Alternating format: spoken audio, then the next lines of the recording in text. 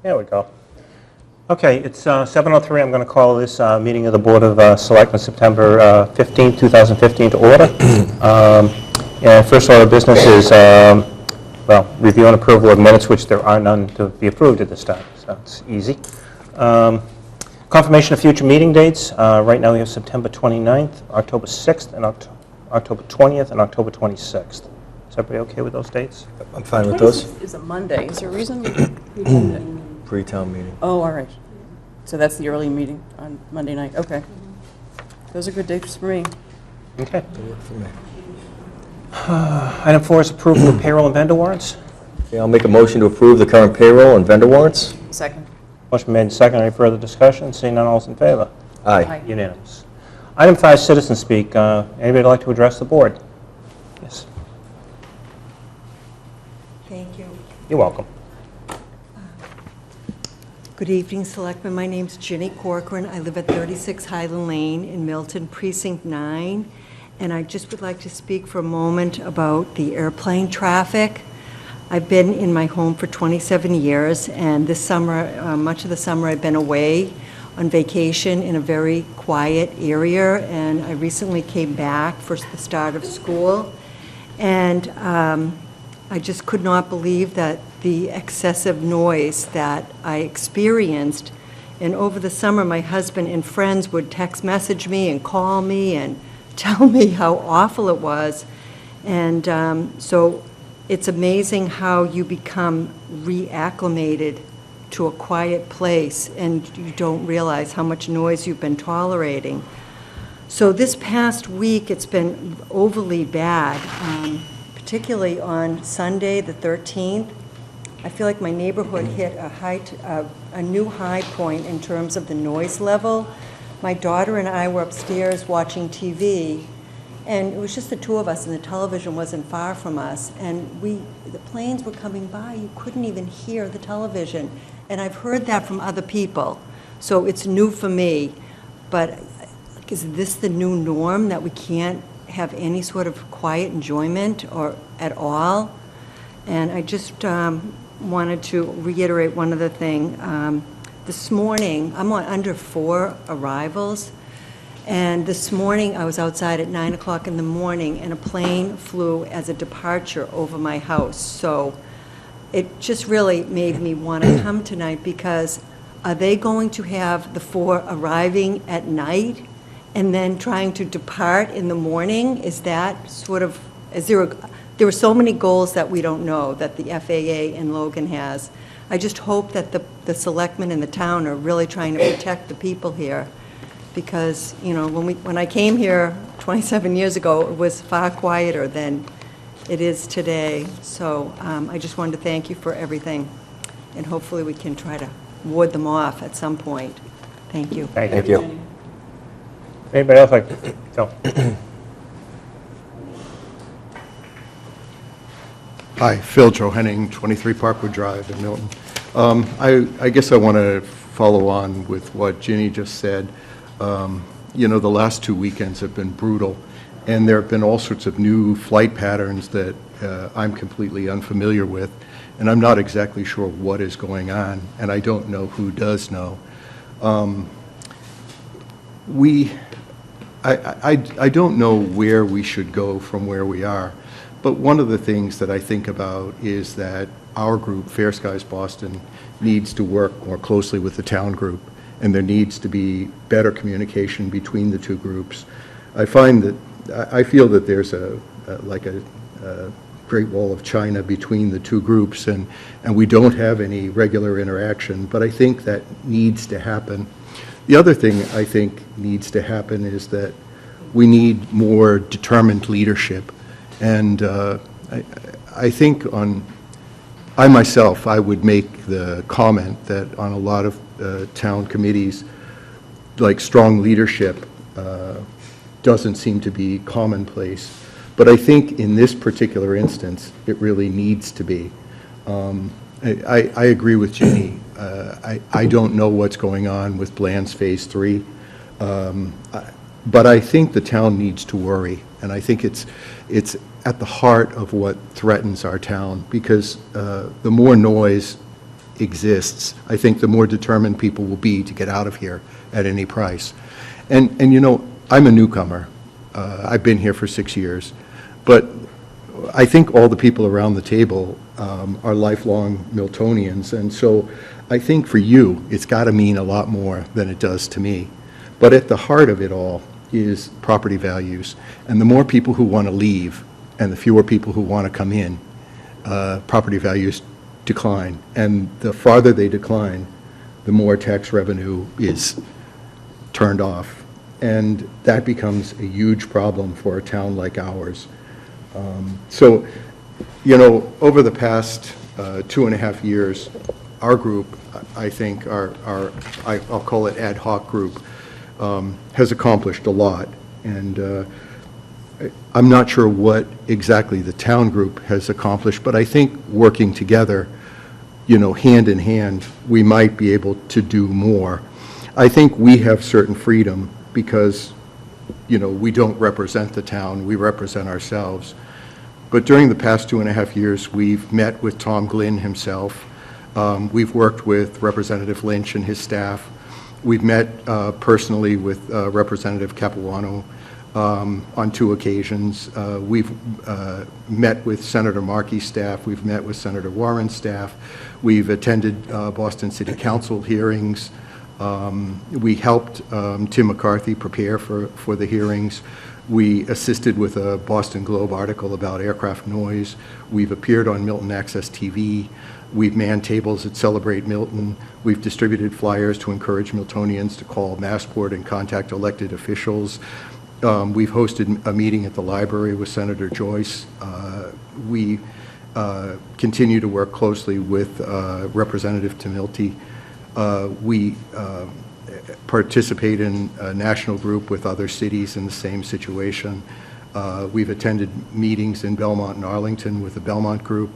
And we worked on the 33L RNAV appeal. I think we've accomplished a significant amount.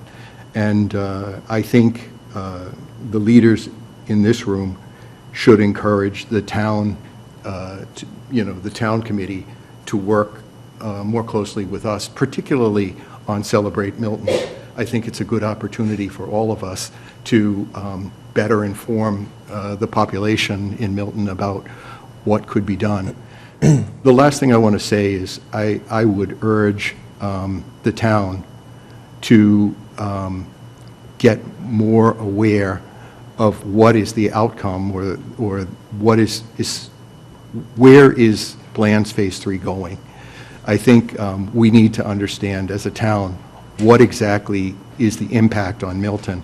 And as Ginny mentioned, you know, we have 4R, we have 4L arrivals, we have 27 departures, we have 33 L departures, and it's a lot of traffic.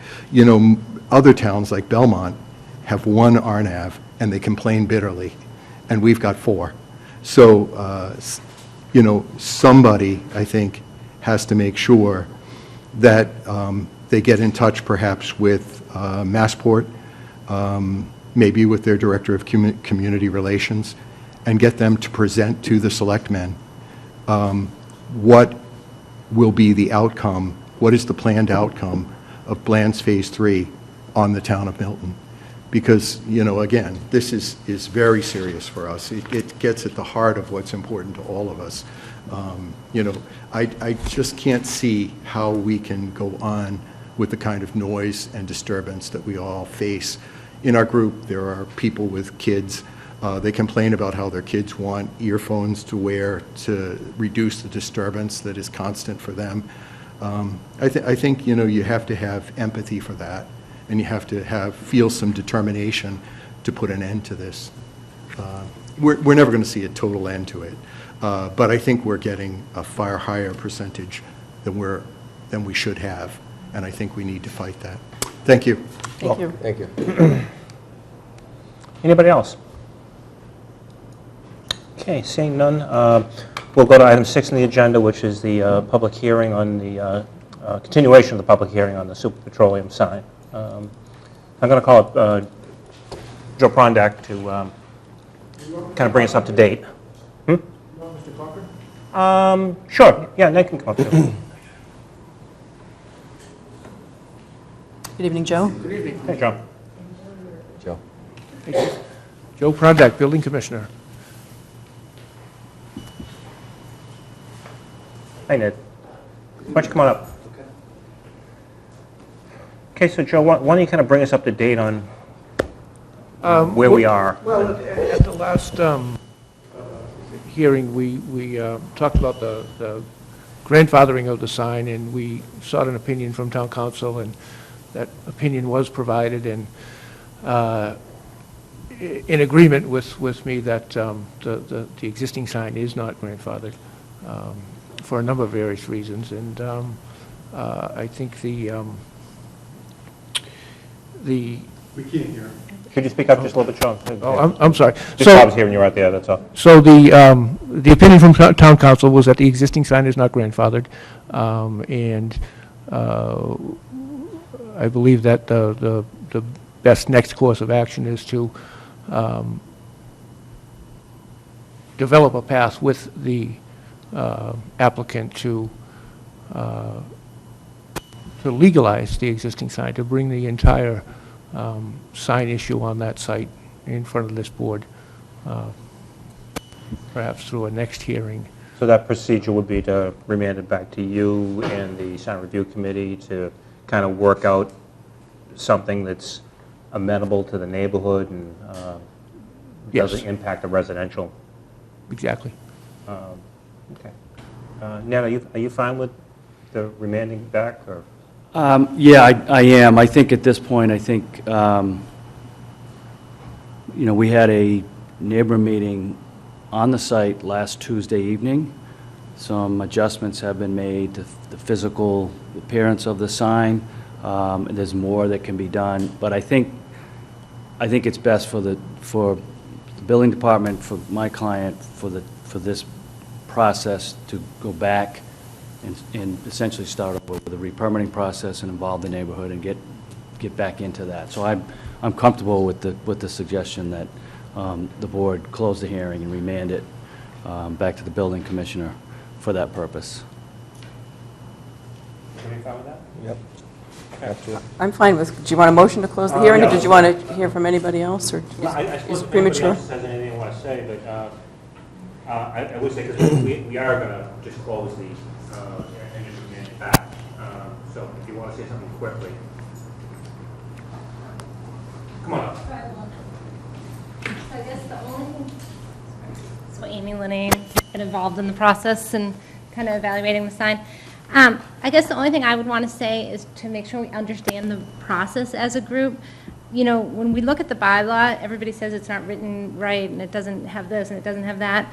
But according to the bylaw, in section C3A through E, it does talk about both, it talks about height, area of the sign, number of signs, as well as illumination. And if at any point, any of those things are outside of the recommendations in the bylaw, the Board of Selectmen have to approve all of that, not just the illumination. So I really think, as we're going through that process, we have to kind of look at it. And before we get to this point again, I would think that we're withdrawing this permit, and it means we're starting with the entire sign all over again. That's correct. Based on the bylaw. That's So correct. height, all of it. That's Okay, correct. so that's terrific. So thank you, and if it gets to the point that things are beyond the bylaw, it'd be great if we get, I think in the past, it's been a little confusing about exactly what the recommendation and exactly what was coming to the board for approval. So if the neighborhood association could get a full picture of what's being proposed the next time and before the I meeting. believe that Mr. Corcoran will continue to work with the neighbors. Exactly. I mean, I think for the purpose of this record, I strongly disagree that grandfathering doesn't apply. There's a lot of legal issues that may need to be resolved at some point. I think at this point, we're much better off backing off into a neighbor and town body process that sees if we can get to yes on something that everybody can live with, before we spend our, blast all our powder on legal issues that may end up in forums beyond this one. So for that purpose, I think it's in my client's best interest to step back, withdraw, to get into a good, solid set of conversations with the neighbors through a process that people are comfortable with, involve the neighborhood association, direct abutters, and others, and see if we can arrive at a conclusion that works.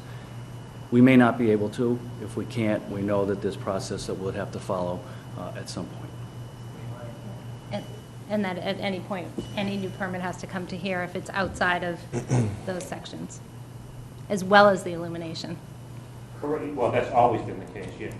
Right, so it's not just illumination. I think I just want to make sure it's very clear, like, we're not just talking about illumination. Right, it's oversized signs, it's, yeah, I haven't read the thing in law. Do we actually have a height requirement? Absolutely, and the board, Yeah, That's part of the whole big question is, what's grandfathered and how does the grandfathering apply? And I'm very confident that it applies to what's out there today, but I don't want to fight that fight today.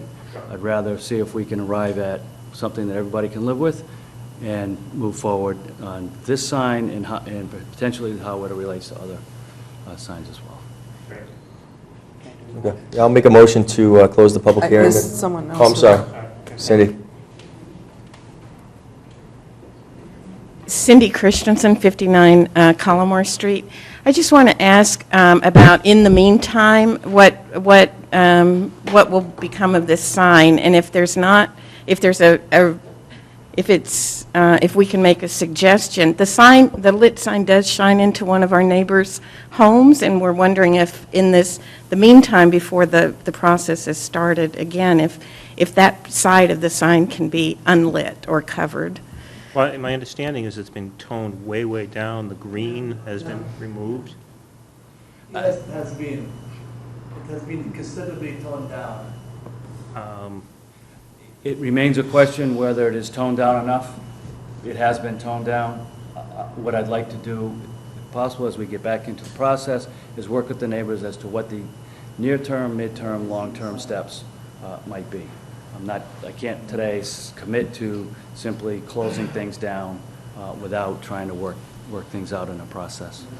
Yeah, I guess our request is that it's only be turned off on the side that affects a resident in our neighborhood. I mean, it does shine right into her. And we're Okay, thank you. Hi. Hi. Kathy Ferraro, 300 Granite Avenue, right? And I'm the neighbor that is really affected by this. Yep. And while some of the lights have been turned down, the pricing, the red and the green lights are still very light and very bright, and they're the ones that are really shining and coming right into my home. And so what we're requesting is meantime, on that side of Granite Avenue, on the Wood Street side, if those lights could be turned off, really, you know. I mean, my only concern is how is he going to advertise his prices? Well, the traffic coming down Granite Avenue is what's going in there, and they would have full access to that, to know what the price is, you know, but in the meantime, you know, the sign is there, it's probably an illegal sign, and I don't see why myself and all the neighbors have to wait for however long it will be before this is corrected. You know, it's been a year now, over a year, and it likely will, let's face it, it'll be a while longer, you know, so why should we continue to suffer with something that never should have happened in the first place, you know? We will begin working as quickly as we can to try and figure out a solution. I can't promise today that we'll turn it off on that side. I know that's an important issue, and we'll work to try and resolve that as quickly as we can. So. Can I speak to you, Ryan, a little bit? Sure. Okay, just give, Come on up. I want to give a little bit,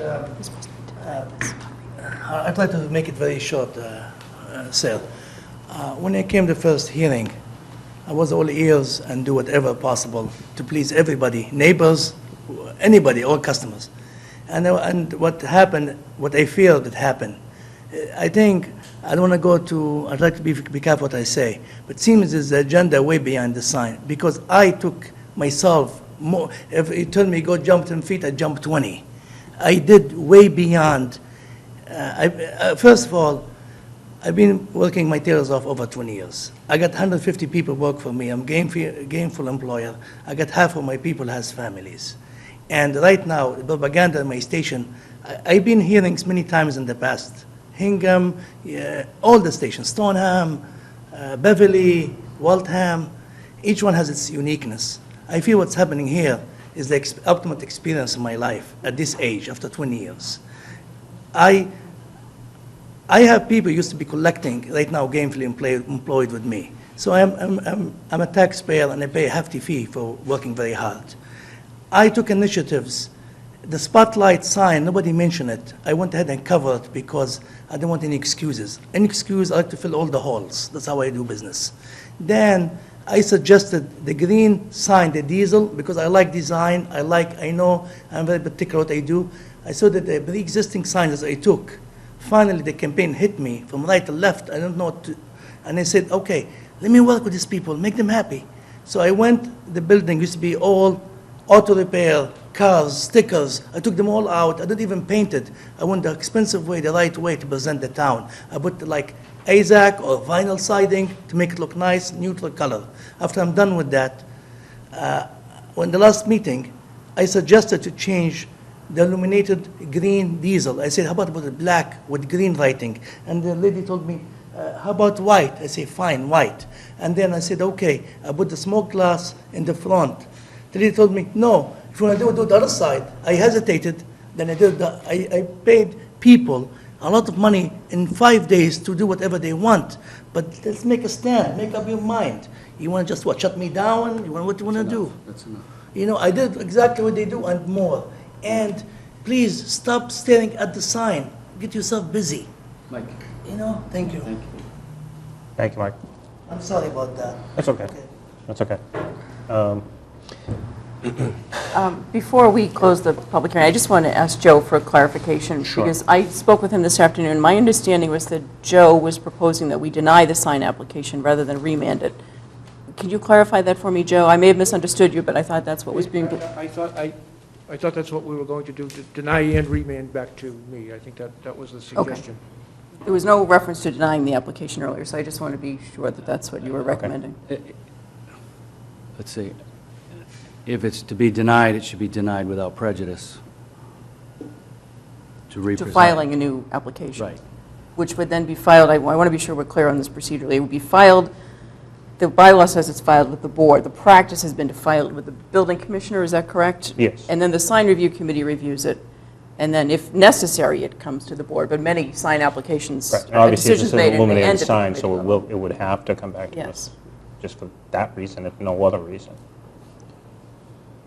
Yeah, my preference would be that it would be remanded, not denied, because you retain jurisdiction over it at such a time as it would come back to you for either final approval or a hearing, if necessary.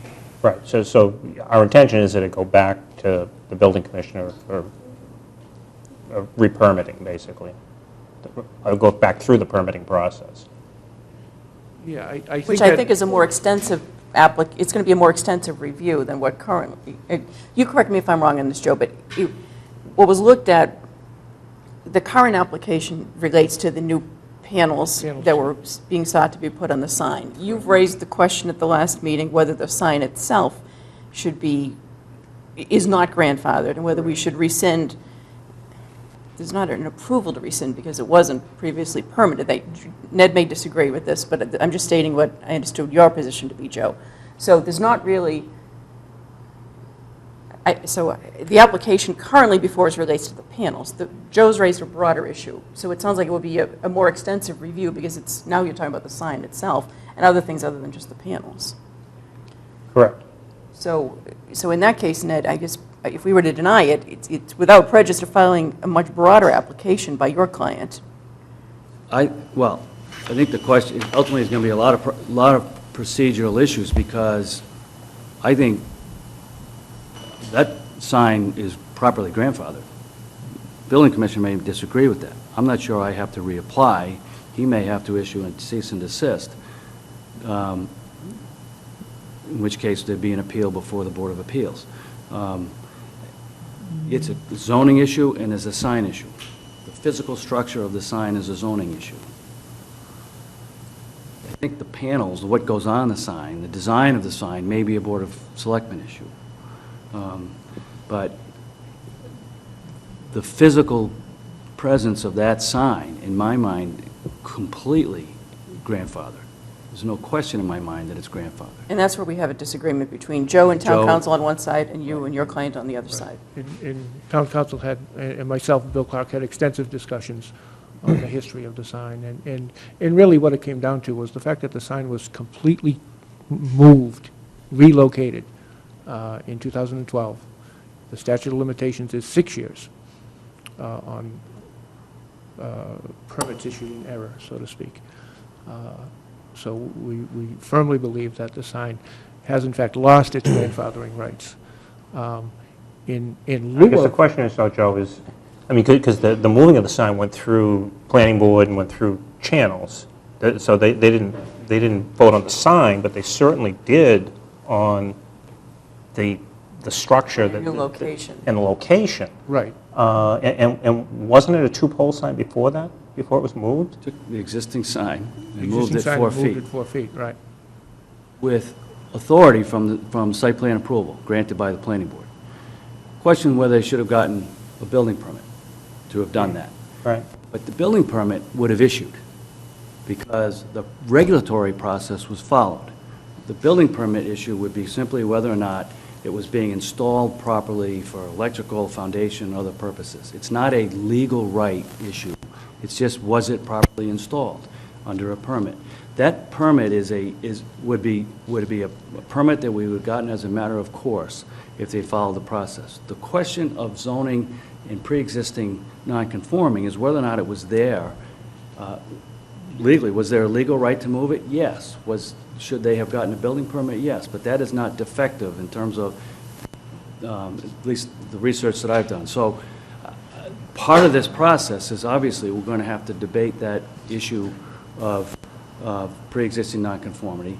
That's an issue that's really not properly for this board because it's a zoning question. It may be that it's a Board of Appeals question. But then separately, what goes on the sign may be a zoning question because the right to have illuminated signs may be pre-existing non-conforming. They simply changed out the mode of what some of the signs are.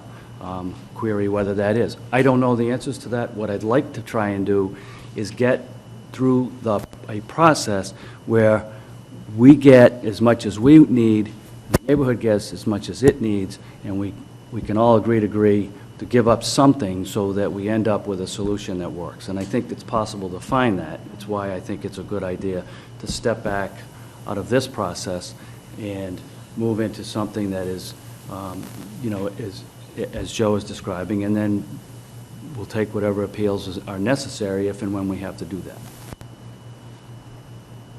So what does that mean in terms of process? Does it deny and remand? I think deny without prejudice is probably... I think that would work, given the legal dispute. That's fine. If you're happy with that, that's fine. So should we close the public hearing? Yes. Okay, so I'll make a motion to close the public hearing on the super petroleum sign. Second. Okay, motion been made and seconded. Any further discussion?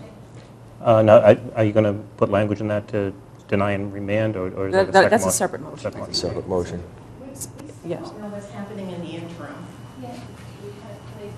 Right now, we're in the public hearing process, then we have deliberation after that, right? Right. So- Yes. So motion been made and seconded. Any further discussion? Seeing none, all's in favor? Aye. Unanimous. Okay. For discussion purposes, I'll move that we deny the sign application of Super Petroleum, 310 Granite Avenue, without prejudice to the applicant's ability to file a new application. And I'll second that. Okay, motion been made and seconded on that. Any further discussion? Seeing none, all's in favor? Aye. Unanimous. Now, as far as, I don't think this board has any authority to tell them to turn the sign off. That would have to come from I think the building commissioner. Goes And back to the building commissioner, doesn't it? yeah. And I mean, I'm very concerned. I mean, obviously, I have two concerns. Number one, it's a business in a commercial district, and it does have to advertise its goods and should be able to somehow you know, show its prices the way every other gas station does. I have a concern if the light is shining directly in somebody's window. You know, obviously a resident has a right to keep their shades open and not have light spilling from. Now, on the other hand, if it's, and I haven't seen it, I mean, I've seen pictures, but it's kind of hard to tell from pictures, but the fact you can look out your window and see a light is a lot different than a light shining on the interior walls in your house. And I don't know which this is in its turn down mode. Clearly, I think in the bright mode, it probably was directly shining in. It may still be, I don't know, I haven't seen it. But from my personal view, you know, I believe that would be offensive if it is shining in our window. And we should try and find a way for that not to happen. Yeah, I think the problem here is the sign. There has been a sign at that location, or until a few years ago, a location 4 feet Right, but close there's always nearby. been a sign, But there's been a sign at that location And it's always been lit. for a long time. However, at some point in time, the sign morphed into much bigger and brighter and multiple colors. And that's really what I hear a lot of these neighbors objecting to. The lights, it looks like, one person said it looks like a Christmas tree, and that's the problem. Red, white, green, blue. It's a big sign, and there's more panels on it than there used to be at some point. So if my suggestion would be that we let the building commissioner, we've voted to deny it without prejudice. It's now in the hands of the building commissioner to take whatever enforcement action or whatever he thinks are the appropriate next steps. But at the same time, if he and the owner and his attorney and the neighbors can work out a solution that works for everybody, that's the ideal thing, if we can come to some kind of a resolution like that. But it seems to me it now goes back to the building commissioner for him I to agree. take the appropriate next steps, Joe. And I agree, and I think, you know, if we could set a short date on a meeting between you and I at Ned. Any day other than And- Thursday. Yeah, I think it would, from my schedule, it would have to be Monday, Tuesday of next week. Okay, and then make a determination from that point as to where to go to see. You know, to see where we stand on the exact need for permitting. We do want to look at the entire sign issue at the site and make sure that, so we have a clear path as to which sections of the bylaw they're seeking relief on and which sections of the bylaw that they comply with, so that the board has that clear path in front of them, and see if we can come up with a temporary solution in the short term to alleviate the concern right now. And I think that a couple of days to do that would be helpful. I will promise to work to that. Just while we're on this topic, this is the first time, I think this is important to point out, this is the first time that this particular sign, at least in the last couple of years, has been before this Board of Selectmen. Based on the file history, I don't think it has, maybe in the 1990s, early 1990s. It may have been, yeah. But it's been a long time, a couple of decades at least, since this sign has been before this board. At the planning board meetings, at town meetings, there's a lot of talk about selectmen approving signs left and right, which is really not the case. I do think we want to give credit to the neighbors who brought the issue forward, that they felt that the sign, the lightness, the brightness, the height, there were problems with the sign. This sign was approved by the sign review committee. It wound up here because a lot of neighbors didn't like the decision. So we should give them credit for pursuing it and bringing it to our attention. But I think the board deserves some credit as well for having gone through, spent the time. This is probably our third hearing on this, Joe, starting in June. You, and I know Bill, and town council have done a lot of work looking into the grandfathering issue. So I think we've been, as a board, have been very sensitive to the business owners' needs, the neighbors' needs. And there's not a lot of sign applications that come before the board. There are a couple of, the Sleepy sign in particular is the one, and the Kennedy carpet before that generates all the discussion.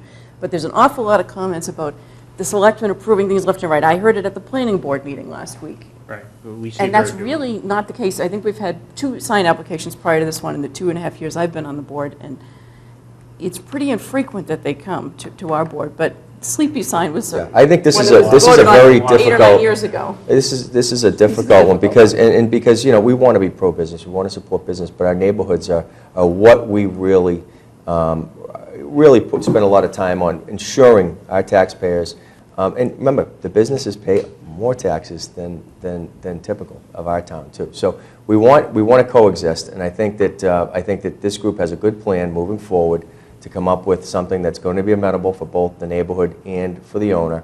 But I, too, would like to see something at least done in the short term on that light as it relates to Mrs. Ferrara's bedroom. I think that's a very difficult situation, and it's, as we get back to airplane noise, you shouldn't have to be woken up by a light, you know, so.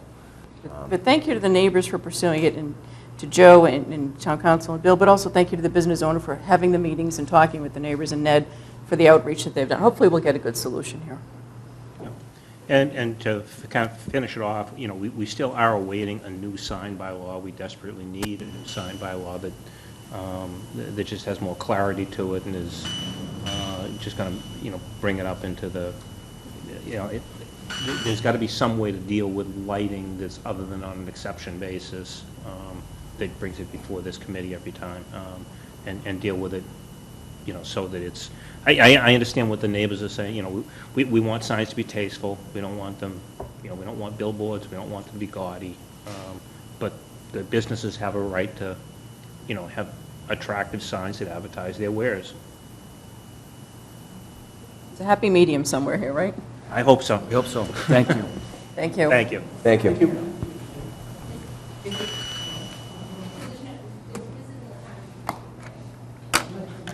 Pardon me? I didn't hear you. No, we just closed the hearing, so. Doesn't matter, what I do is not good enough. I couldn't. It's beyond The science. police chief said, do you want me to move him up? Yeah, let me, yeah, we'll do that. Beyond science.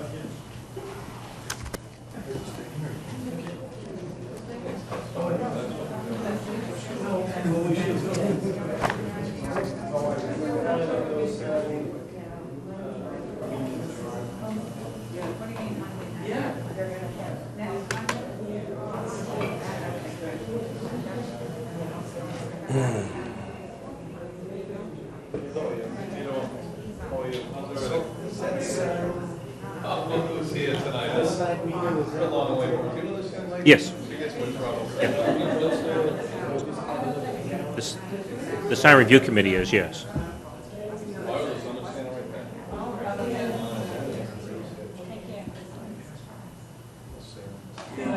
Thank you. So long.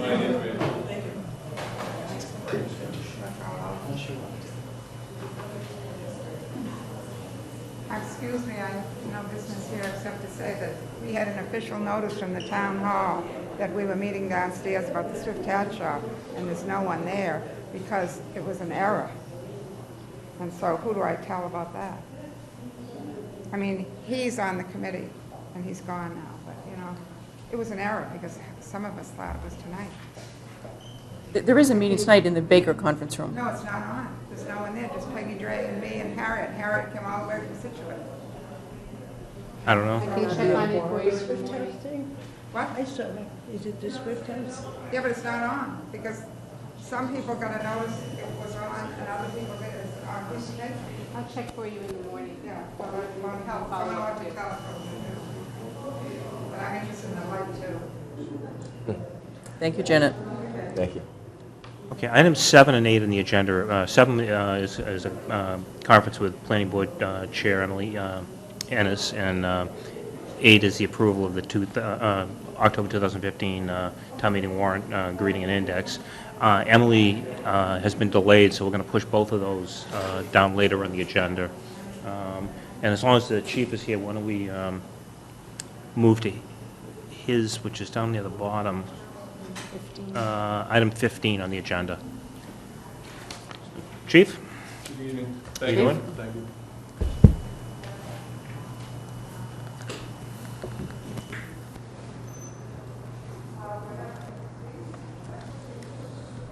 So I have a few, I'll be brief, I have a few items. Some Some of them are easy, a couple of them are serious. On a lighter note, I want to thank Anne Marie. You may know she arranged today, Sergeant Caputo, myself, Joe Lynch, Brian Carlisle, Chief Grant. Yeah. I know people are still in shorts tonight, but snow will be here before. And Maya put on a first of its type, very informative summit for all of their communities today on just lessons learned from last year. And I felt pretty good listening, and they covered every aspect, DPW, police, fire. They had Eric Fisher, who's the chief meteorologist from Channel 4, who was the first presenter and did a great job. And you'll hear more about that going forward. But even though it still is summer for a few more days, we've already started on this after last year. So I thank Anne Marie for putting that together. On a second note, we had a resolution on a 2-day trial today of a serious case that happened in Milton High School near the end of last year, where a young man tried to get into the school and was turned away. Our officers went there. As a result of that investigation, turned he was armed with a handgun, and he was subsequently arrested.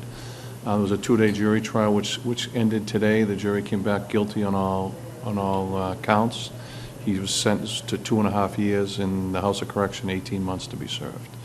And I, after talking to Lieutenant Sherry tonight, who's the prosecutor who was there for the 2 days, our court prosecutor, he specifically cited the involvement of Detective Walter Pires, Sergeant Jack Richmond, and Sergeant Kristen Murphy. And Kristen Murphy was the one who actually made the arrest in bringing this case to a quick conclusion. So that's some good news that happened just this afternoon. Great. On a more serious note, in July of this year, we had an unarmed robbery of a woman whose car was taken on Willoughby Road in broad daylight. 15 years ago, anyone who lived in that Elliott Street corridor, Milton, Lower Mills, unarmed and armed robberies were very prevalent in all of Lower Mills, Milton, Mattapan. They've almost been unheard of. In that case there, she believed one gentleman. We quickly recovered the car. We found evidence of her crime as well as other crimes. The 2 men that were involved in that crime committed similar offenses right away in both Mattapan and Brookline, but were never apprehended. Within the next week, there were 2 more. There was one at 42 Norway and one at 8 Candwell, all in that same area, early morning robberies, people just walking. Again, we've deployed all types of different techniques in here. We've used our cameras, we've had plainclothes. I don't want to give all the different things we've used because these 2 subjects who we believe, well, there's more than 2, which is very possible, are still at large. The most recent one, which happened on the 8th of September on Capon Street, involved a stolen car, which we've published photos of. It's a stolen rental car. That car still has not been spotted anywhere in Massachusetts. Been no inquiries. Our investigators have collaborated daily with Boston PD on this. It's kind of unique that, and no other crime except that one there, the most recent one. No, he's got to be, and we've really done a lot of different ways, and nothing. That kind of disturbs me a little bit. One of the things that I had noted in a law enforcement briefing that I sent to you earlier is that it's possible that these 2 were arrested for something else, incarcerated for a while, and then got back out again. Most of these crimes are drug-related. As you know, we have no closer relationship than with Boston PD. My intention tonight was to attend a peace walk at St. Peter's in District 11. We've decided that tomorrow night we're going to walk with Captain Hussein from District 3 on one of theirs. It's been very violent in the city. They've had, we've been very lucky here, but these types of crimes are more than just, stealing your iPhone or stealing. Someone could have been hurt. The best piece of news I can tell you is that on the 3rd, and I explained this to you, a Milton resident was actually just across the line in the Rite Aid parking lot, and she was robbed at gunpoint.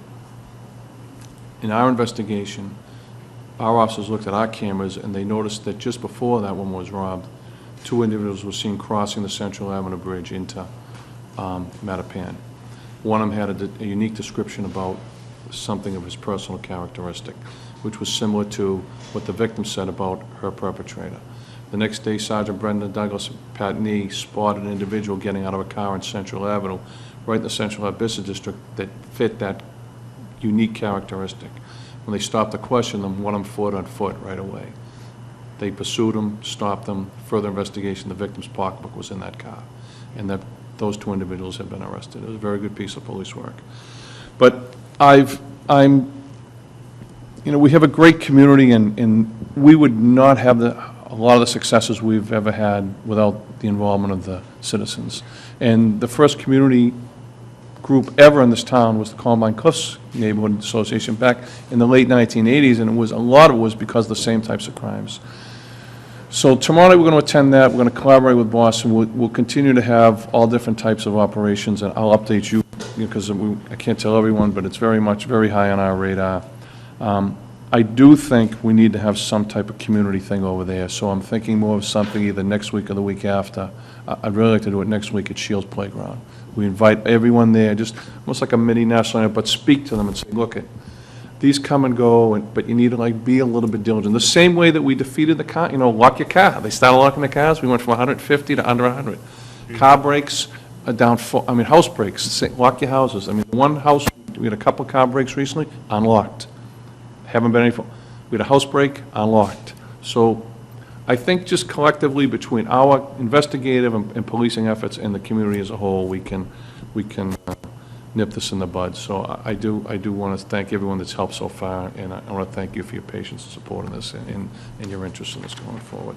The last thing I have is the unique one. It's something that came to you earlier. You got a law enforcement breakout, which is the DCR hunt, and I've been holding off on this because DCR, we had our last meeting at the trailside 2 weeks ago with DCR State Police Boston. The residents, they've been very good. Denny Swenson, who's a town resident, this has been her thing for 3 or 4 Mr. Hurley knows, for quite some time, to getting it to where it is. They were waiting for the governor to give final approval, because I'm like you would be as well. Like, when you start talking about hunting in the Blue Hills, I'm like, look at, people ride bikes. So I will give them credit. They put a lot of thought into this as to how they would do it, how they would control it. It's going to be limited to just 4 days near the latter part of deer season, which will be in December. And I'm just going to touch it briefly tonight. And then I have a public that Anne Marie got yesterday. I have a public dissemination ready to go in the morning. DCR wants to control most of the media on this, but I still think we have an obligation for our residents, because if you saw from the zones are, most of it's in Milton, whether it's on the Brush Hill Fowl Meadow area, up around Little Blue, Big Blue, Houghton's Pond, and then all the way over to Chickatawbut. But it'll be 4 days. There'll be a unified command center run out of the Houghton's Pond every day. The 120 hunters for each 2-day segment will have to check in and check out of there. Lieutenant Mark L. will be our liaison tied to this unified command post, because I think it's our neighborhoods that are going to hear the shot, and we've all gone to baseball games at Houghton's. These deer are everywhere. So I envision the first few days this being a very heavy hunt with a lot of shots being fired and a lot of deer being taken. And that's definitely going to generate calls. And I want people to call. So we've talked about this length. We've already kind of put a plan together just to deal with that. But they say 4 years. I don't know. Let's see how this year goes. This is, as you all know, this is a very unique thing. But it will be shotgun only. There'll be no bow hunting in this. This will be 120 permanent hunt. So it's just for this one hunt each week. It'll be 2 days, Monday and Tuesday, beginning the first Monday after Thanksgiving. And no buckshot, just going to be... No buckshot, slug only, because Mass Event was really, exactly, Mass Event said, they looked at everything like accidental shootings, that the majority of accidents happen with spray of buckshot. They want to try and limit that. I'm not going to say, as chief, just the notion of any gun being fired in town here doesn't concern me a little bit. I mean, when you fire a bullet leaves the end of a gun, anything can happen, and that's part of the reason that I think all the law enforcement felt very strongly that we should have a very strong voice in this. Now, that's the only thing, that's my one big, did you notice that in the briefing about being able to I didn't think with shotgun season you could hunt from a tree stand, but that's my one big question to them. I thought that was only allowed during bow hunting. Yeah, I'm not sure. I'm going to get an answer to The that. one good thing about tree is the You're shot shooting going down. down. You are shooting down. In answer to that question, and I have not heard from, as you know, a lot of these residents that meet the criteria of, not within so many feet of a dwelling and so many feet of a road, particularly Holland, some of the back of Indian Cliffs, Green Street, a little bit of Brush Hill Road, have been allowing hunters privately during bow season to come in and hunt. I've not been told that they're going to do that, and I have not heard anything, but that would be the only other thing that could happen, but be completely unrelated to this. Okay. So I'm pretty comfortable. There was a pretty complex presentation I sent to all of you. To say I'm ready to start releasing the public one tomorrow, and there'll be having signboards, but I do feel the biggest part is on us. Canton just a little bit, High Park just a little bit, and Quincy almost hardly is even touched. The bulk of it is all in our community. And that's, unless you have any questions, that's pretty much, I'm Chief, sorry. if I could just follow up on your report, I did receive today that there will be public meetings. The DCI is Right. going to be holding public meetings, and those public meetings will be held Thursday, September 24th, from 6:30 to 8 p.m. at Ponkapog Golf Course in Canton. Tuesday, September 29th, from 6:30 to 8 p.m. at Blue Hills Trailside Museum. And Thursday, October 1st, from 6:30 to 8 at Lincoln Hancock Elementary School in Quincy.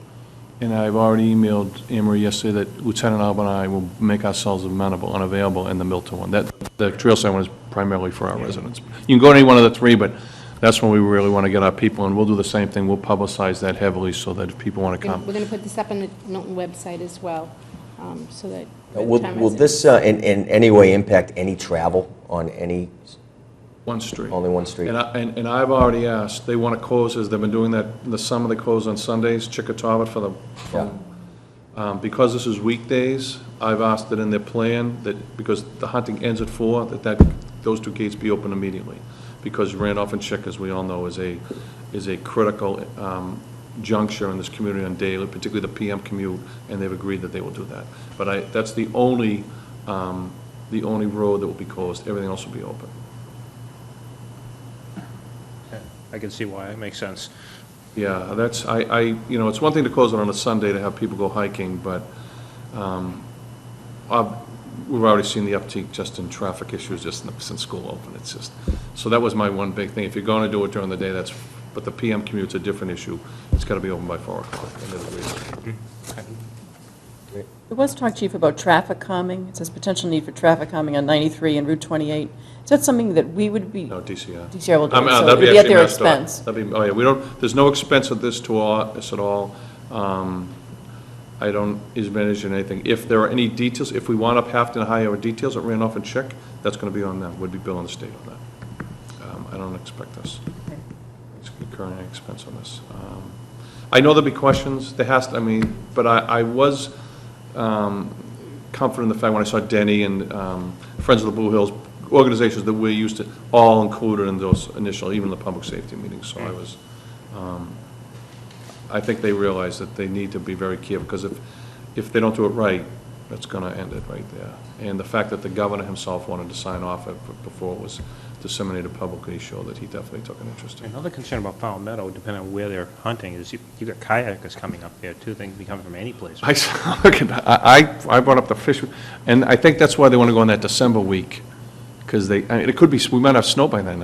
Although, listen to Eric Fisher today, he doesn't think so, but you're right. Those are all the things that we really need to be cognizant of. And DCR is going to flood it with ranges, MEP, Mass Environmental Police. I will say every party that I could think of has been involved in this. And I thought, like you do, like I walk my dog up there, East 12 all the time. I'm like, Yeah. and I purposely don't, like I'd go at night tonight, but I don't go in hunting season, only because we've had incidents in town like where people will jack a deer. rogue Yeah, hunters, and just, and like my first question was, how do you know you're gonna get 100? And they didn't even, they already know already. They've got so many inquiries that it'll be full both weeks. So, but I do expect those first 2 days to be very active. If anything does, like if there's any, I will let you know right away, but it seems to this is the track they want to go right now. Yeah. I mean, clearly, it's something, something has to be done about the deer herd. And this is, you're correct, this entire, whether you, and I've listened to people who, this is not a hunting issue, this is a public health issue. We have the highest deer herd and one of the highest Lyme, as I say, just in the search for the gentleman who, back in June, there were 4 cases that we know of, so I think this definitely has to be done. The numbers are like, per acre are just, I mean, you see, I don't know if you get them on the front lawn here. We have them on the front lawn of the police station every morning, and they have no fear of humans. This is. No, they get very bold. That's why I say I those get in my first- backyard, No, I agree, they just that's what I stare at mean. you. Those first few days are going to be, very interesting.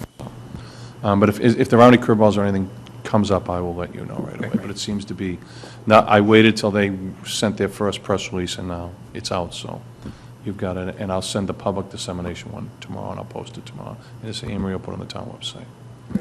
Okay? Is that all right? Thank you, Chief. Anything else? Thank you. And if we have an arrest, I will let you right know. Thank you. Thanks. Have a good night. Good night. You too. Thank you. Okay, let's see, so now we're on item 9, which is approval of a one-day liquor license at the Milton Arts Center.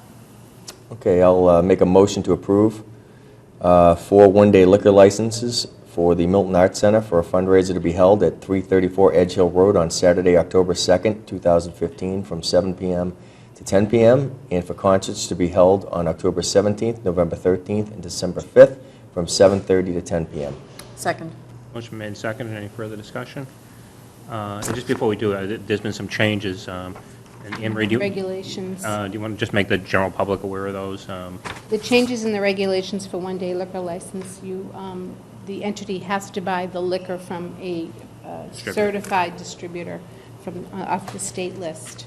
And the state would like us to encourage the one-day applicants to apply earlier. Hopefully, they'd like to see them apply about 60 days before they're going to hold their event. So we'll work on that to get the education out to all of the entities in town that avail themselves of the one-day liquor licenses. You know, the applications are going to ABCC too? Yes. Yeah. Okay. All right, any further discussion? Seeing none, all those in favor? Aye. Aye. Unanimous. Okay, item 10 is approval of Henry's demolition extension. We have a motion here, I guess we can discuss it afterwards, but Okay, I'll make a motion to extend the deadline for the concurrent demolition of the town-owned property at 0 Central Ave and the Carrick Realty Trust property at 131 Ellis Street from September 15, 2015. Are we going to October 15th? I don't have a date in front of me. I would say if we're going to do it, yeah, make it a month. I don't know if that's a meeting date. Yeah, make it a meeting date. What are our whatever that meeting is. dates? That would be on the 20th, yeah. 20th. 20th? I'll second it for the discussion. That seems reasonable to me. Motion made, seconded, discussion.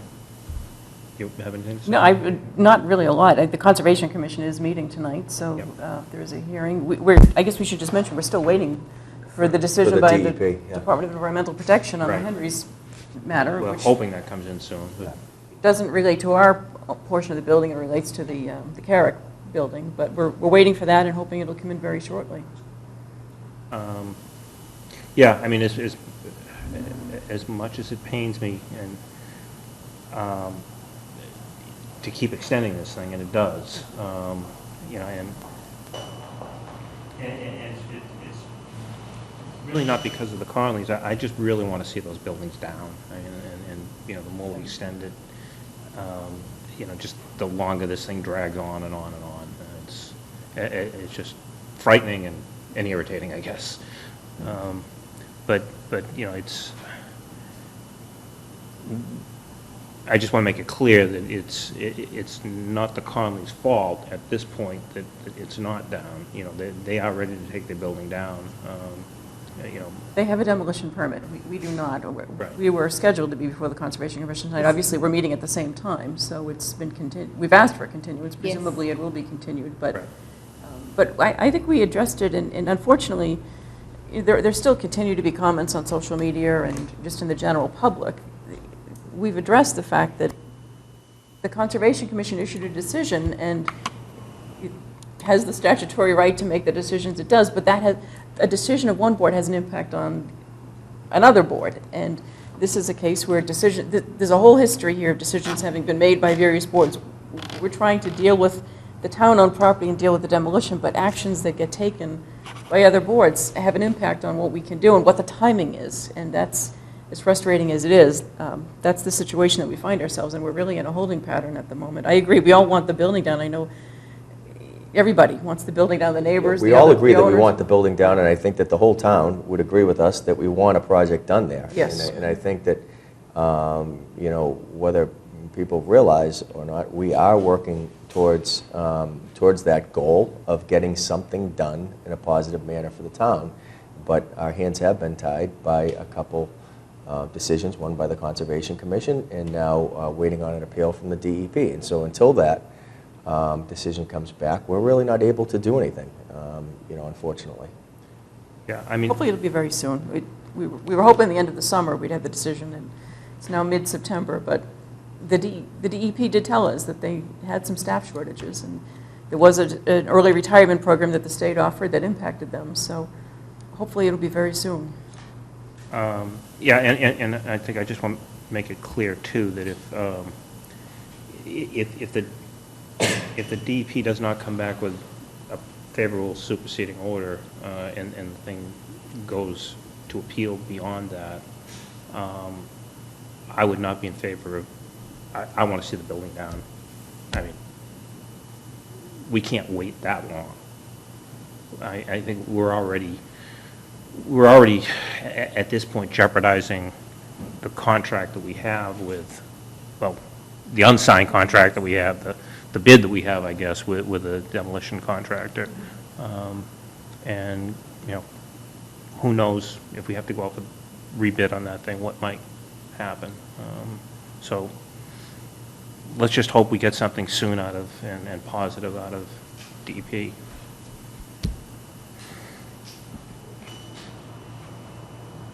So do we take a vote? Okay, motion, any further discussion? Seeing none, all's in favor? Aye. Unanimous.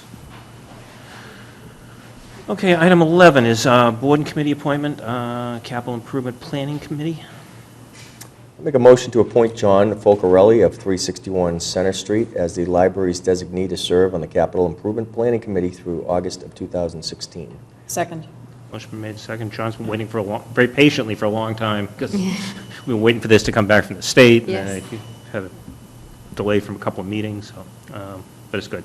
Well, you know, I think we should follow up if, I don't know if anyone's talked with the Town Government Study Committee recently on this, but we've asked them a number of times to look at the composition of the Capital Committee. It was raised on the floor of town meeting within the last year, and I know that they told us that they would look at that, but that really is a priority, the composition of this committee, because there have been concerns expressed a number of times by a lot of different people that it tends to become just elected in other boards serving on this committee rather than a committee that's like the Warrant Committee, not representing a particular interest. Someone recently pointed out to me also that the Capital Improvement Planning Committee obviously predates the Consolidated Facilities Department, and that we may want to revisit it, and that given the committee itself, given that there's now a Consolidated Facilities Department, which granted doesn't include the parks, doesn't include the cemetery, but still, the composition of this committee, I think, needs to be revisited 15 years or so after it was I mean, the composition could be place. revisited. Yeah, it serves a role, it serves an important role that I don't think the Consolidated Facilities, and that's the allocation of resources, basically. You know, how best to allocate a finite number of dollars towards capital projects. And But I know we've been asking for at least a year and a half that this be something that the Government Study Committee takes up, and I think we should follow up with them and see.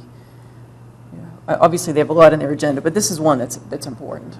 And it was raised by a town meeting member on the floor, so I think we should try to push that at some point. Great. Or maybe, take it up on our own if it's not something that the government study committee really wants to look at or wants to consider changes to, it may be something that we'd want to bring a warrant article for at some point. That said, I'm obviously in favor of appointing John Folcarelli to the committee. Okay. So seeing no further discussion, all those in favor? Aye. Unanimous. Board and committee appointments, Fair Housing Committee. I'll make a motion to appoint Bertha Hoskins of 726 Blue Hill Avenue to serve on the Fair Housing Committee through April of 2016. Second. Okay, motion made and seconded. Any further discussion? Seeing none, all those in favor? Aye. Aye. Unanimous. Let's see, item 13, board and committee appointments, Historical Commission. Make a motion to appoint Linda Weld of 267 Adams Street to serve on the Historical Commission through September of 2018. Second. Motion made and seconded. Any further discussion? Seeing none, all those in favor? Aye. Aye. Unanimous. Item 14, board and committee appointments, In-Service Safety and Training Committee. Make a motion to appoint Brian Carlisle and John Calabro of the Department of Public Works to the In-Service Safety and Training Committee to serve through September of 2016. Second. Motion made and seconded. Any further discussion? Seeing none, all those in favor? Aye. Aye. Unanimous. Okay, now what do we do? Emily's on her way, so why don't I give my town administrator Sure, go report ahead. while we wait for Emily? Okay. She's about 10 minutes out, according to Okay. her text. I just want to remind the Board of Selectmen and the residents of the town of the Council on Aging's shred program that's going to happen again this year on Saturday, September 26th, from 9 to noon at the Council on Aging grounds. You can also bring televisions and computers, but there will be a slight charge to dispose of those if you so wish. So it's a great program, and we thank the Friends of the Council on Aging again for paying for that day. That's great. The registrar of the Norfolk County Registry of Deeds is going to be holding office hours in the town of Milton on Thursday, October 15th, from 10 a.m. to noon in the Blue Conference Room. That's the basement conference room of Town Hall. And he will be here to answer residents' questions and concerns about registry matters. So again, it's Thursday, October 15th, from 10 a.m. to noontime. And then I'll briefly touch on what the chief spoke about a little earlier today. We did attend a seminar down in Plymouth. There was your court team that worked last year during the record snowfalls. And it was a wonderful seminar, and we will be following up that seminar next week with our own meeting, and we will be starting to put our playbook together. We'll also be scheduling a meeting for the Board of Selectmen and the community to attend before we enter into the winter time to talk about residents' concerns, what they felt worked, what they felt didn't work, and to kind of share with them what we learned over last year's record snowfall and how we're going to prepare for this coming winter season. So you'll be hearing more about that as we move forward. Also had a department head meeting last week, which was very well attended. Spoke about the capital improvement planning budgets being submitted to the capital improvement planning committee, and also spoke about the fiscal 17 budget and the preparation for that, the contingent, non-contingent budgets, and how to compile those budgets, and what to really look at when thinking about how to compile your fiscal 17 budget. And I did ask this year, I know that we have a bylaw that says the budgets are due by December 1st, preliminary budgets, and then final budgets by January 31st, and the budgets under the Board of Selectmen's jurisdiction are due to you by November 1st because you have to approve them in order to get to the warrant committee by December 1st. I did ask if the department heads would work cooperatively with me this year and have their budgets, if at all possible, in by October 1st, so that we could start to compile the spreadsheet, which will give us the roadmap and the strategic plan for going forward this year on the contingent, non-contingent. Great. So you'll be hearing more on that as we move forward. Good. Okay, while we're waiting on the chair's report, I just wanted to, Katie gave me this little thing on, we are having a half marathon in Milton. It's called Run Milton 2015, and it's one of the major fundraisers for the council. And it really started a year ago, so this is the second running of this half marathon. And run Milton's appropriate because you realize how small Milton is when you run 13 miles of it. And you kind of almost run out of Milton. But it's on Sunday, October 4th at 8 a.m. It starts at Milton Town Hall. And we really encourage all the residents to come cheer on the runners at the starting line or along the route. Milton Public Schools will take part in the activities, and the high school band will play as the course passes by the high school, which should cheer on the runners a little bit. I'm still trying to recover, otherwise I'd give it a shot. But it's only 3 weeks away, and it's still not too late to register or to volunteer. And runners and volunteers can contact Maureen Conlon, 617-872-0908. You can also check the Run Milton Half Marathon Facebook page for more information, or contact the Council on Aging, 617-898-4893. And you don't have to just run, you can walk. You can run and walk. Yeah, So, which a lot of people do. which a lot of people do. So we don't want to discourage anyone who It's a walker. right, exactly, because it's for such a great cause. And, you know, Us. I'd like to participate in it, so I'm hoping to do so. And I don't know that I have the half marathon in me running, but I'm going to try.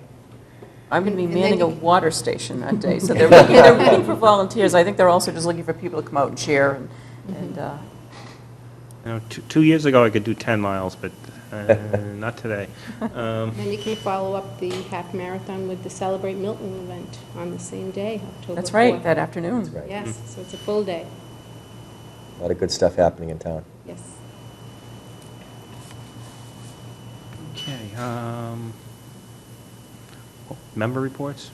Just, well, just a couple things, and it's school-related. I know everybody's back to school. My kids are back to school in elementary school at Glover, and just want to take the time to thank all the teachers and all the hard work and administrators and people in the school system that really make it such an enjoyable day for our students to learn. And I think that sometimes we forget to really recognize them, you know, for all the good work that they do on behalf of our kids. And also should recognize the Milton High School football team for their first win the other night. I think the Boosters put on a fabulous event, you know, where they had families of all ages come out for a cookout, and it's probably the largest crowd that I can remember, and they won 34-24 over Needham, which was great. And so it's good to see that school spirit and people get active and people of all ages. So it was nice. Absolutely.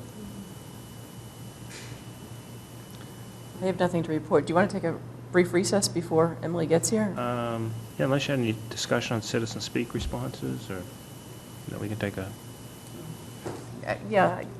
I'd like Your to- plane noise. Yeah, I'd like to talk a little bit about that was You on should my say a tip of few my words tongue, too. about that. Yeah, I think, yeah, you know, they're right on. And I think this board is fully committed, you know, to ensuring that we can find ways to alleviate these flights over Milton. I happen to be on the Airplane Noise Committee with a lot of great volunteers. And as Mr. Joe Henning said, you know, you've got the Boston Fair Skies. And you've got a lot of people willing to help. And I think that we're trying to find a way, all of us, to put all of the good work and knowledge that we have into a positive manner to really follow the lead of Congressman Lynch and our elected officials, because this is bigger than just a town.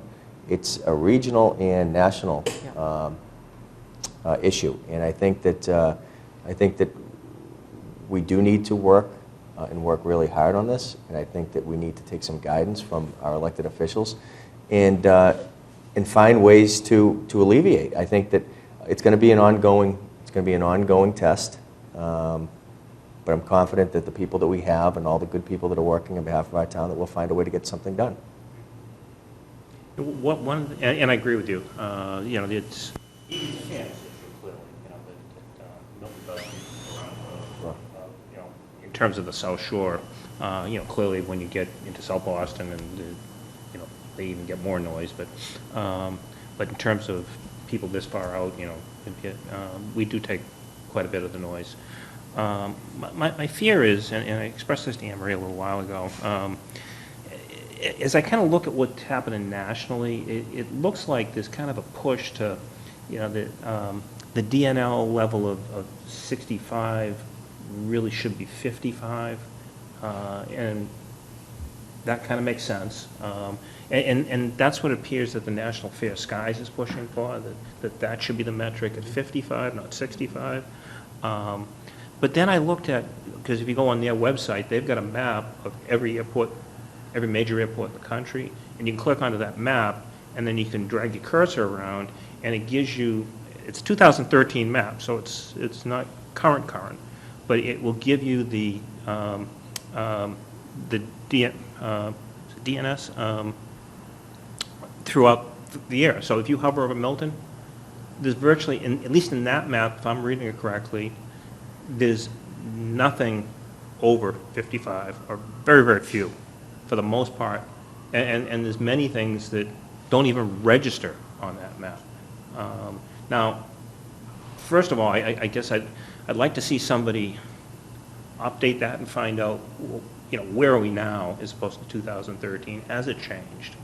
But if it hasn't, we're fighting a very difficult battle, because nationally, I think that's probably where it's going to go, is let's try and get as many people at 55. And if we're already at 55, we're not going to see any relief nationally. Well, we're seeing a constant Right, and granted, pattern of planes Problem over. is That's that the problem. It's All you a have to do- four-lane highway that's going That's over the right. And town. all you have that's to do- that's the big issue and that all of that's us are the concerned fairness about. issue, Yes. that it should be. Right, and it's not impacting some of our other surrounding communities, it is impacting us. And all you have to do is drive down 93 at night, going southbound, and look at all the white lights coming right across, so they're one right after another. Right. It has been, I've noticed it as well on the weekends, last couple of weekends, it has been very bad. We should bring out, we have taken some actions here. We've just filed, we filed a we call it a tough letter, a comment letter, response to the FAA on June 30th, and a lot of work went into that. We have not yet heard from the FAA. I know Anne Marie's been following up the town council and is checking in on that. We have asked town council to look at some additional steps for us that we'll be talking about at a future date. So I think we're very much working to do what we can. We have to keep in mind, we're dealing with a large federal agency, and we're one of many communities. So working with other communities and pushing it as much as we can is what we need to continue doing. And there is some federal legislative support,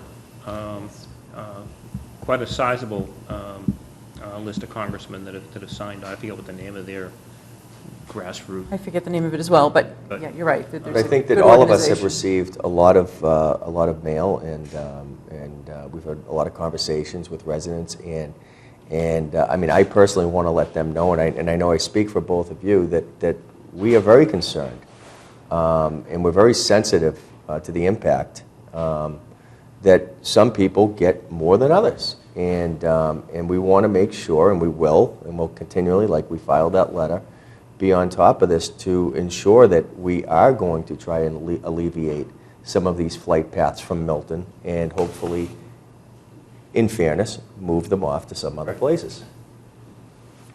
Yeah. And that, the DNL thing is an average too, so you would think if there is more traffic now over Milton, then that average DNL would rise. If that was 2013, maybe it was 55, maybe we're over 55 in many more sections. I don't know, but. Yeah. We do have 2 CAC reps. We have a committee that does actually have a little bit of overlap with the grassroots group. Not completely, but there are a few members that serve on both. So I think we echo everything that we heard tonight at Citizen Speak by the commenters, that it's a problem, that it's something we're continuing to work on. Right. It's just a monumental task. It is. No easy answer. No, unfortunately. Requires some real perseverance. Okay, I see Emily has joined us, so come on up. We've been waiting for you patiently. I'm so sorry. That's okay.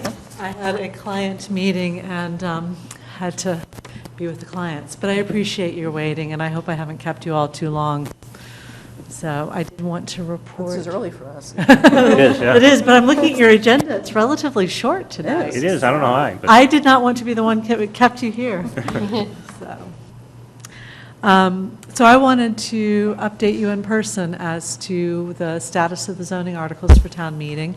And first of all, thank you all, both on behalf of the planning board and personally, for working with us on this process.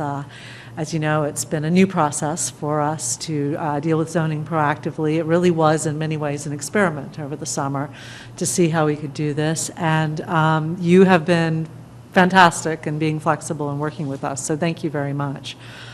You should have received, I believe from the planning office, either yesterday or today, the 2 articles we're taking forward to town meeting. All others are being withdrawn at this point. One is a zoning article to deal with non-conforming dimensions of existing houses in the B and C district. And the second is a general bylaw, and you may want to consider whether or not you want to jointly sponsor it with us. We'd be happy if you did, or just leave it to the planning board, but that's on amplified music, which has come up as an issue. So those are both going forward. I'm meeting with the warrant committee tomorrow night to explain the articles and update them on the process. I've already met with them once and let them know exactly what we were doing and what we were looking at. But at the planning board meeting last week, both planning board members and the citizens who spoke in front of us were concerned, as we expected, given the discussions we'd had before, that there simply hadn't been sufficient time for people to really fully come to grips with the detail in those longer articles. So, Is that a function of the summer and where we have that October meeting? It's just not... well, I think for this year, because we were starting the process in June, absolutely. For next year, what we're hoping to do is at our next meeting pick 2 or 3. I've asked the members to come up with their top 3 priorities. So pick 2 or 3 articles to go forward for May, and then also, so we would get those done and ready for you in January per the normal schedule. And then also pick a few articles to start now for next October. So I think we can be on a cycle now where we, and that had been our intent last year, but the snow and a few too many things on the planning board's agenda really didn't help. But the members definitely expressed an interest of setting time aside at each meeting to look at the zoning articles going forward. So we'll be setting up the process for doing that at our next meeting. And going on from there. And I hope to be able to report to you what those will be. But we would expect some sort of public participation between now and January, and then additional public participation both as we approach May, so that people understand what the articles are and can give us their comments, and also as we approach the deadline for next October. So it has been quite a learning experience. It was good to undertake this effort, I think, by the planning board, because it was new. It was the first time, nothing ventured, nothing gained, and you had at least vetted a lot of issues for these 7 or 8 other articles that at least you got a jump start for the next couple of town meetings, that the process has started, people know what's on the agenda, people know what some of the issues are, and that's only going to help going forward. So I'm glad you went through this process. It's going to certainly help. And made these changes, So do we feel the other ones are going to be ready for prime time either in... For January, you mean? Yeah. I'll know better once I get a sense of the board's priorities as far as shaking out which ones go forward for January and which ones go forward for October. I think we're all having a look at them and saying, okay, what can be tweaked now between now and January with some additional participation, and what needs significantly more work. I know, for example, the condo articles won't go for January because we had already pulled those off, but may well go for next October. But I think one of the things we definitely learned is, although it was great to get a lot of these issues out and aired and have people start thinking about them, you can definitely do too much at once. And especially with the length and complexity of some of these articles, probably focusing on 2, maybe 3 per town meeting rather than, 4, 5, or 6 would make a lot of sense. I think, I had been a little bit disappointed with the response we'd had at our final public forum, and actually one of the citizen commentators mentioned that as well. I had hoped for a little bit more in-depth conversation, but I think there was just so much to go through that people really weren't able to be prepared for that sort of meeting. Whereas if we had 2 articles or maybe 3 articles, I think we could have a reasonable expectation that people could have read them and have some significant comments at a public forum. But how we do that and how we do we do some sort of one-pager for each of the articles before a public meeting. I think that's something that we still need to determine. But certainly in terms of outreach to the public, still working on that, and then how we define the issues and how we define so that people aren't having to wade through all the legalese in order to be able to comment at a public meeting. We're definitely still working on those. But it was nice to shake out some of those issues and say, okay, this is where we need to make some improvements as we go forward. They were also big, meaty topics. They weren't, They are, yeah. they weren't little technical corrections. There was zoning bylaw, there was going to be an easy discussion at town meeting. They were No, it's big new- it's new topics. zoning, of yeah. Really substantive issues. So I think it showed a lot of leadership on the planning board's part to start the process, see what works, what doesn't, and keep it going. So congratulations on the process. Thank you. I'll pass that back to the other members. Let's get our sign by law, please. We talked about that earlier tonight. Yeah, yes, I'm sure you did. So, yeah, I mean, I'll be putting that forward, obviously, as one of my priorities. I'll have to see what the other members come up with as well. But, all of the planning board members and the planning staff put in a ton of work on this process, and I just want to recognize their efforts on that. Both attending the meetings and prepping for the meetings on the part of the plan, and of course, the planning board members who actually wrote the zoning, because we divvied it up, and planning staff, Bill Clark, Tim Serwinski, and Julia Getman. I mean, they put in a lot of hours, so I just want to recognize that on their part and thank them publicly for that work, because we couldn't have done it without them, frankly. So, As did you and the planning board members, so thank you for all your efforts, too. I will pass that on. Thank you. Thank you very much. And thank you for allowing me to update you. Appreciate it. Okay, item 8 is the approval of the October 2015 special town meeting warrant, greeting and index. Okay, I'll make a motion to approve the greeting and index pages of the October 2015 special town meeting warrant. I'll second the motion. Okay, motion been made and seconded. Any further discussion? Just technically, I know we're approving just the greeting and index because we got a timing issue this time. I really think we've got to get back in the practice of having the warrant committee chairman come in, present the warrant, vote the whole warrant. And Yeah, I agree. the problem with the October town meeting is It's the happened so deadline is quick. kind of, to go to the printer, because it's a special town meeting, the warrant has to be in the homes 14 days before the meeting, so coming out of the summer, it really puts us into a tight time crunch. But we had this even with the annual town meeting last spring, and it used to be that maybe the report of the warrant committee was being finalized, but the recommendations, everything was in it all, when we voted on it. Not we, I was on the warrant committee at the time, I wasn't on the Board of Selectmen, but that's how the Board of Selectmen always handled it. The warrant committee chairman came in, there was a discussion about what some of the big topics were. Right. And we've gotten away from that. I really think we need to get back into that. And maybe it's a matter of putting a little group or a subcommittee or something together to work through the process of the warrant, but it's been a problem for a while, and it's not any one person's fault, it's just there's so many different hands involved that coordinating this sometimes really does need some improvement. So I'm fine with approving the greeting and the index, and obviously our articles are being heard by the warrant committee tomorrow night, so I would like us to, though, to get back onto the track that boards used to be on in town. Yeah, I agree. Do we have to open and close the warrant to take off those articles that aren't, or how do we formally have to do that? You had, in your last discussion with Emily, you We had said we're gonna that flexible. you were going to be flexible Yes. this time, so we didn't put that on the agenda to open and close your warrant. Just from a legal standpoint, can, The historical practice, we're told by, former selectmen, former town administrators, used to be that if a board withdrew an article, it was withdrawn, there was nothing needed by the selectmen. In recent years, the selectmen have been opening and closing the warrant, and that's fine. I mean, if we been a don't need little to, bit I don't inconsistent, but- care to, no. Okay, all right. Okay, so, motion been made and seconded. Any further discussion? Seeing none, all is in favor? Aye. Unanimous. Okay, I will entertain a motion to adjourn. Or actually, we had some future agenda items, if there are any. We didn't go through that. Anything? Then I will Not this entertain a time. motion to No, adjourn. not this time. So moved. Okay. We're adjourned.